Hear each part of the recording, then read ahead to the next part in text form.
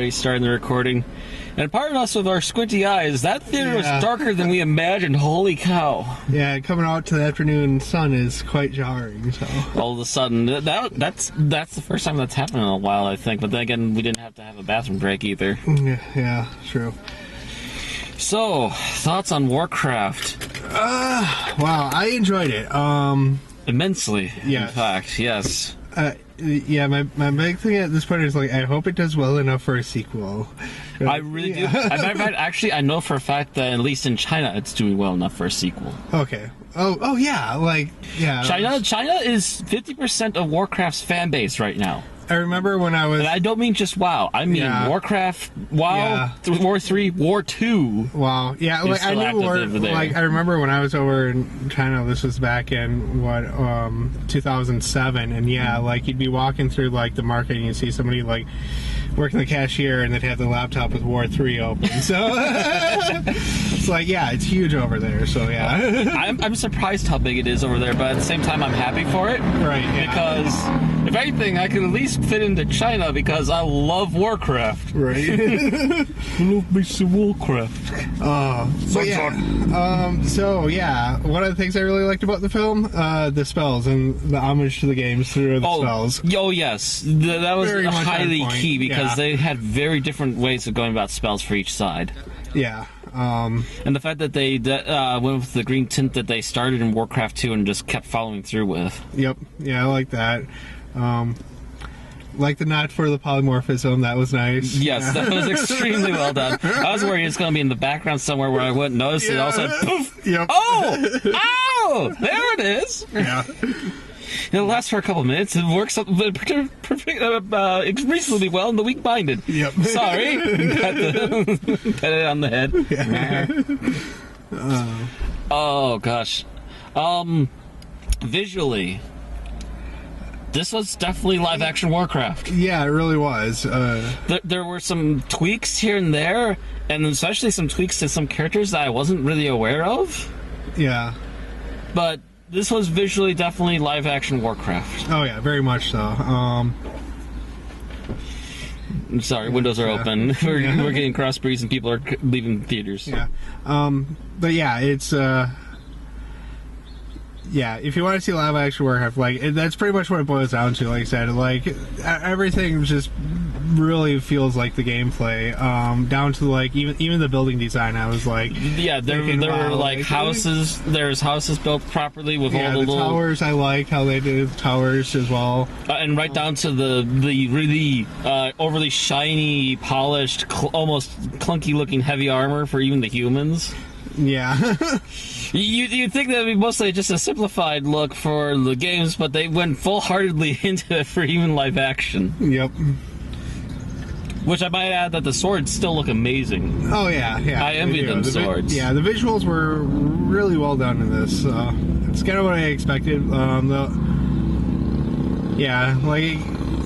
I recall... Okay, we're going to get into a little bit of plot here, I think, by mentioning this, but I recall Medivh being part of the reason why the orcs came, but also I know for a fact that he does a full 180 later on, even though they think he's dead.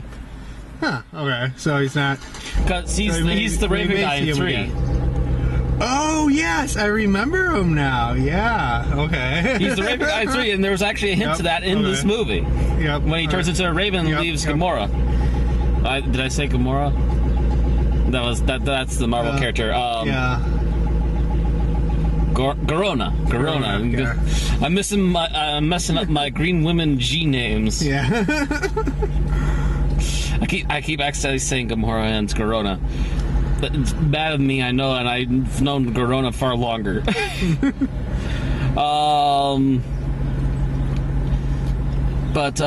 This was I think there's actually one major thing that I have to comment about the movie that I think it's suffering from, is that it's suffering from too much build-up. It really pushes the timing and the planning of the movie to just keep hopping very quickly from place to place to place to place to place in the snap of the finger. Yeah, I don't know. For me, like, coming in being like a fan of the original like Warcraft games, like, I think that helps, but yeah, I'm not sure how it would be perceived from somebody coming in. Yes, like, somebody new to Warcraft. Yeah, this would be like a breakneck speed, and they wouldn't understand half of what's going on some of the time. Right. Yeah, but I can see how. Yeah, I think if I took my wife to this, she would just have a lot of questions by the end of it. She'd have a lot of questions, but with fans there to help answer them, you might actually be more interested. Right. Making sure. Yeah, okay. Just making sure it didn't die on it. Yeah, the screen goes dark for battery save. Okay.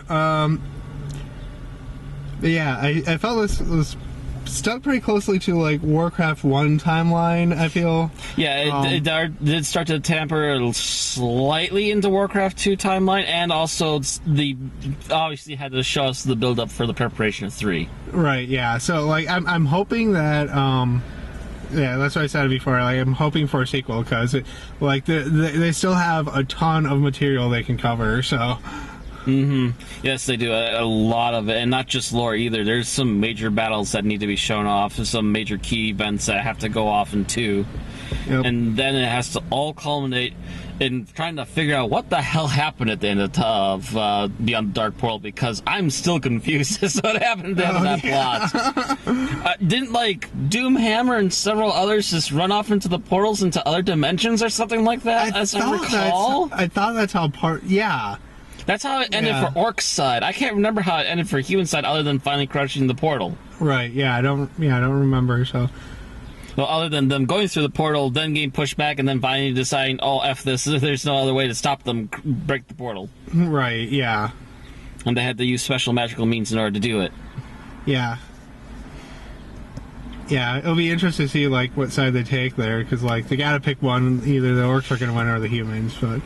You know, like, I don't know, like, when they started, with how the movie started, I kind of felt like it was going to follow the orcs more closely than it did. And then it kind of switched, and it was like, okay, here are human characters. And I heard that a lot of people had a lot of really big detach from the orcs, and I really didn't feel it. I actually felt the orcs more than the humans half the time. Yeah, I mean, I think that's probably why they introduced them first, is just so that you had a connection going in. I thought it was pretty well done. Like, and also the startup of the movie. I keep hearing, they start with this particular cinematic that people know so well. Okay, so it's the cinematic teaser, I believe it was for Warcraft 3 before they actually figured out a plot. Yeah, I think it was. As I recall, it's the big epic one where you see a footman from Alliance pick up a sword and pick up a shield, kind of smack the sword on it, making sure it's still sturdy and ready, and then going after an orc.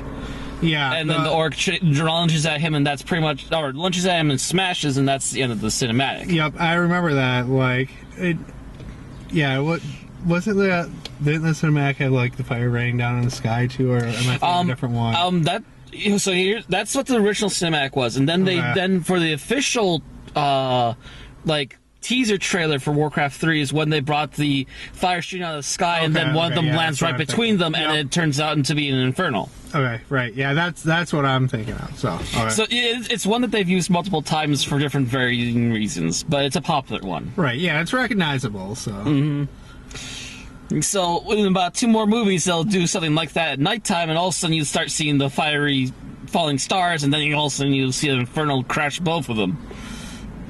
And that'll be our setup for 3. Yep. Alright, I can see that working well. Actually, it'll be even more fantastic because it'll be in modern 3D animation, and they'll be there. The only thing they'll need to get seats, people in seats for the 3rd movie will be just that, done with the new live actors for those 2 characters. Yeah. And the new infernal bikers going by. Again, open windows. Yeah. But yeah, that. I really do hope it does well, because in the initial reviews I've been hearing, in particular from Rotten Tomatoes, have been really negative. But here's my problem. Rotten Tomatoes is full of shit. Yeah. Rotten Tomatoes hates every good movie I like. Oh, literally. Like every good movie. The original Halloween is the only one that they like, that I like. Really? Any of the sequels to Halloween, they're all shit. Friday the 13th, all shit. Nightmare on Elm Street, all shit.